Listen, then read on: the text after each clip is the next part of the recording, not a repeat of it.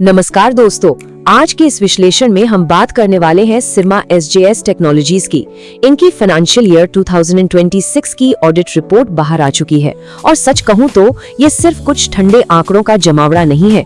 ये एक ऐसी कंपनी की कहानी है जो लगातार अपने पंख फैला रही है और जिसने इस साल कई बड़े और बोल्ड कदम उठाए हैं। तो चलिए आज इनकी बैलेंस शीट के पीछे की असली कहानी को समझते हैं। तो सबसे पहला और सबसे जरूरी सवाल जो हर निवेशक के दिमाग में आता है, आखिर फाइनेंशियल ईयर 2026 में सिरमा एसजीएस का आम परफॉर्मेंस कैसा रहा?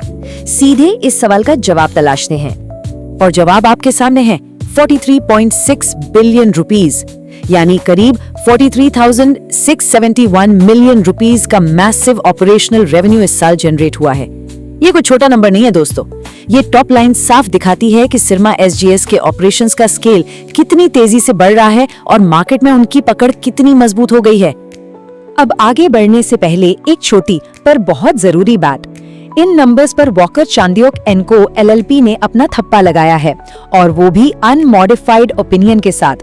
आसान शब्दों में इसका मतलब ये है कि ऑडिटर्स को इन फाइनेंशियल रिकॉर्ड्स में कोई भी झोल या अनियमितता नहीं मिली, तो हम इन आंकड़ों पर पूरा भरोसा करके आगे की पिक्चर देख सकते हैं।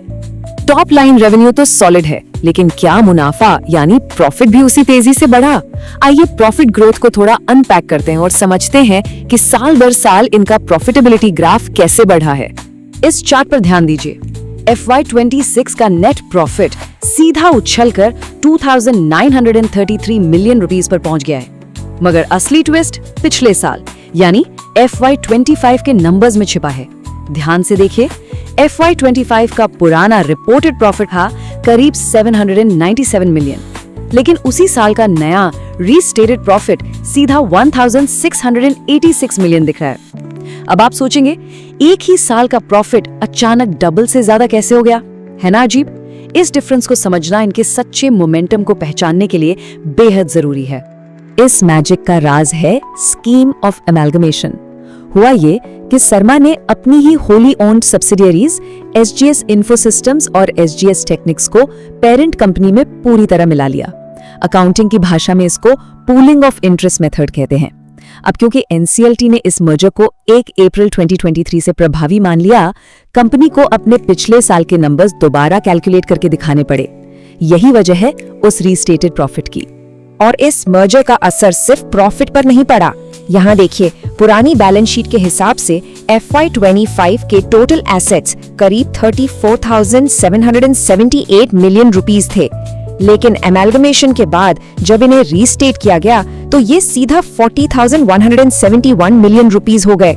ये साफ दिखाता है कि इंटरनल इंटीग्रेशन ने इनकी नेटवर्थ और स्ट्रक्चरल बेस को कितना मैसिव बूस्ट दिया है।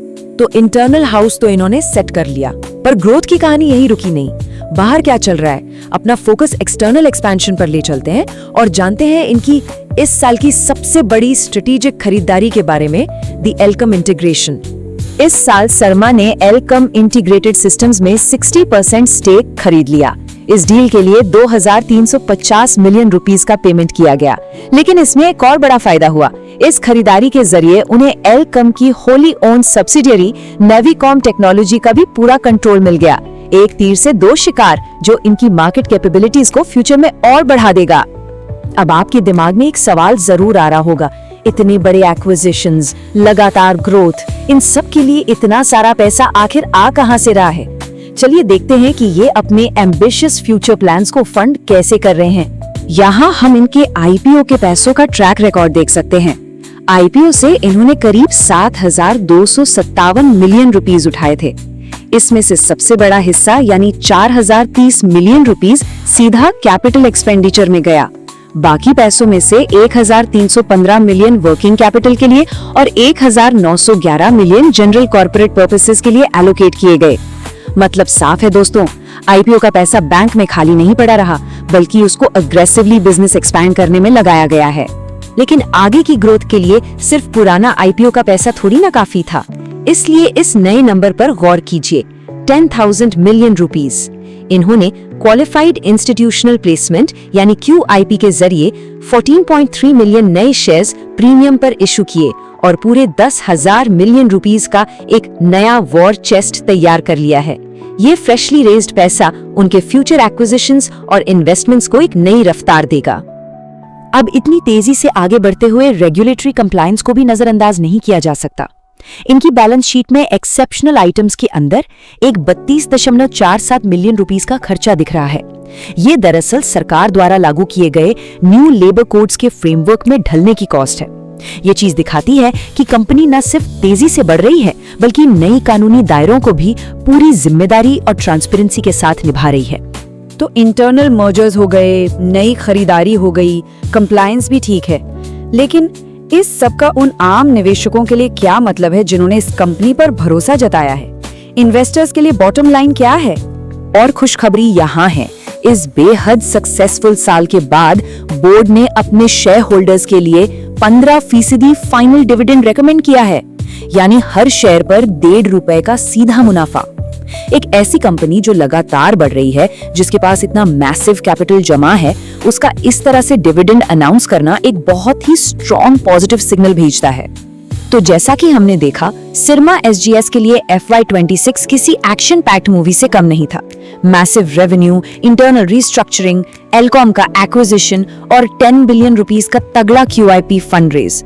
लेकिन जाते जाते एक बड़ा सवाल जो हम सबको सोचना चाहिए, आखिर ये नया कैपिटल और रीसेंट एक्विजिशंस फाइनेंशियल ईयर 2027 में कंपनी की ट्रैजेक्टरी को किस ऊंचाई पर ले जाएंगे? क्या आने वाले साल के नतीजे मार्केट को और ज्यादा चौंका देंगे? आज के इस विश्लेषण में बस इतना ही। इस बढ़ती हुई कहानी पर आगे नजर बनाए रखना सच में बेहद दिलचस्प होगा।